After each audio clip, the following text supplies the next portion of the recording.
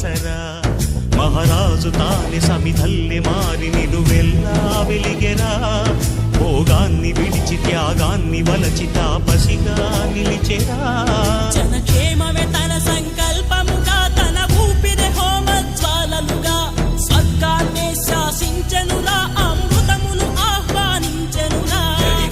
జాడతో ఈ వేళ జన జీవితాలు చిగురించేలా కాలసీమలో ఈ వేళ రతనాల ధారలే కురిసేలా కల్లు కల్లు మని సిరిము వల్లే చినుకే చేరగా